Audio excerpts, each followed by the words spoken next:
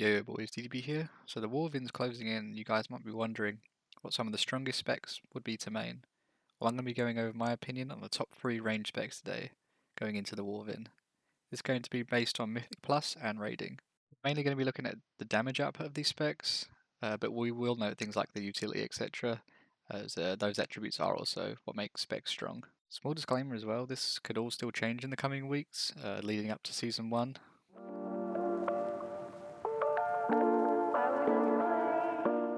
So at number 3, and the bronze medal, goes to Affliction Warlock. So this spec's currently performing very well inside Mythic Plus, and it's uncapped AoE. Most of the damage is going to be coming from their dots, and their spender being Malefic Rapture. What makes this spec even more oppressive on AoE is that once you drop a Vile Taint, it will spread your agony up to 8 targets, giving you a huge influx of your shards, allowing you to spam even more Ruptures.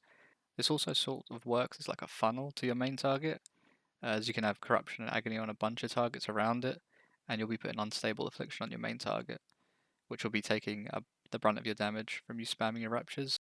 This will be further increased at some talents that you'll be taking that will do extra damage to your Unstable Affliction target. Your raids is looking pretty good also, as it's currently tuned pretty well for single target. Strength, however, come from when the targets are spread, similar to like a council fight where you can keep dots on multiple targets and then just spam them Raptures out, dealing damage to them all at the same time.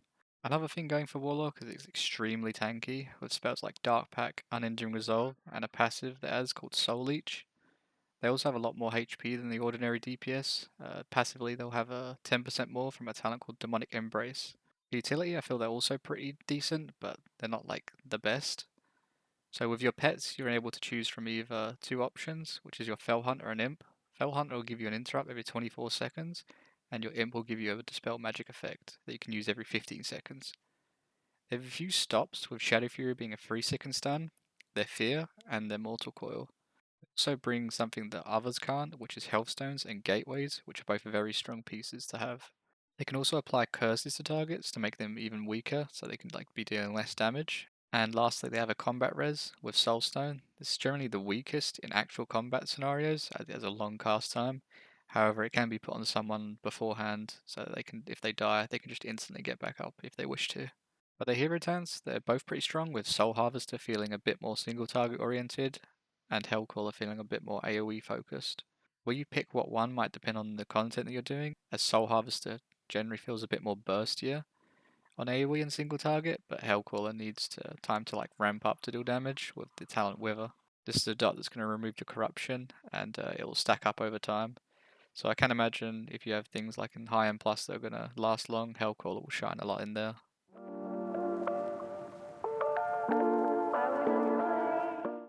For the second place and the silver medal, this goes to Augmentation Evoker.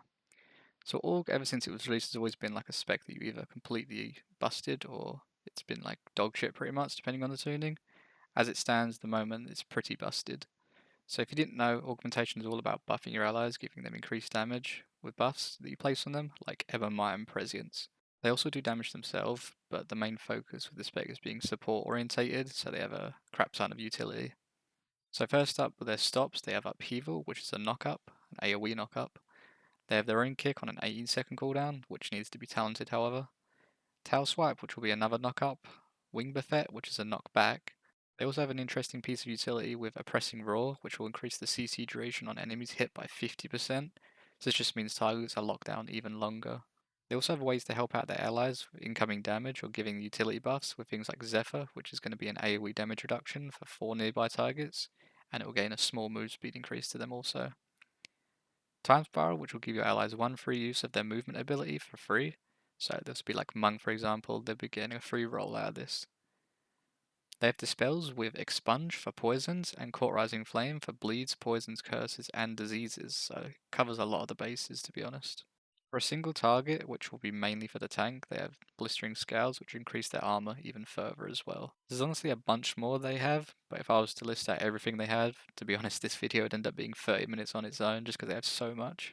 So due to them buffing their allies to increase their damage, they can adapt to both raids and M+, for like meta comps at least. They'll just be buffing whoever's the strongest class pretty much.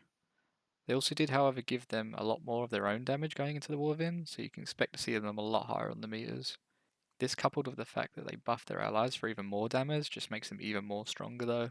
But the hero talents, they can gain even more of their own damage with Scale Commander, which just gives you an extra procs for like more damage, and then they've also got their eruptions, which will hit more times. The other hero talent, which will probably be the go-to pick, is Chrono Warden, which leans into buffing your allies even further, whilst also turning your Living Flame into Chrono Flame. So yeah, extremely, extremely strong spec at the moment in any setting that you want to play it in if you want to main this.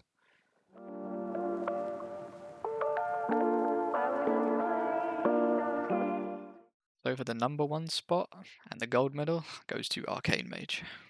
A lot of you might have seen this coming, as Arcane's been pretty highly tuned for the majority of the beta cycle in the War Within, so if you've been keeping up on content of that, you'd know this spec's really good at the moment. But yeah, as things stand right now, it's hands down the best range spec in the game. So Arcane is a pretty bursty playstyle with Arcane Surge and Touch of the Magi, which are his 2 major cooldowns. These are also up fairly frequently, with Surge being a 1.5 minute cooldown and Touch being a 45-second cooldown. This can also be brought down even further with Shifting Power, which will just reduce them even further. Bursty classes like Arcane Mage usually do well inside of any content due to them being able to take advantage of killing ads super quick, or damage amps like things like bosses will have. As it stands at the moment, they have the highest single target in the game with all the correct talents in gear, etc. Their AoE is also nothing to laugh at, with them being pretty high up there as well. Mage is also similar to Warlocks, where they can be very tanky as long as you press your buttons. So they don't have anything passive that will really help them out a lot, unlike Warlocks, but the defensive buttons are definitely top notch. You have your barriers, which will give you an absorb shield. You also have your mass barrier, which will give you an absorb shield and your allies. You have your mirror images to drop aggro and also be giving you a damage reduction. Greater Invis, which is going to give you a high damage reduction at 60%. And then you'll have Alter Time, which needs to be used correctly.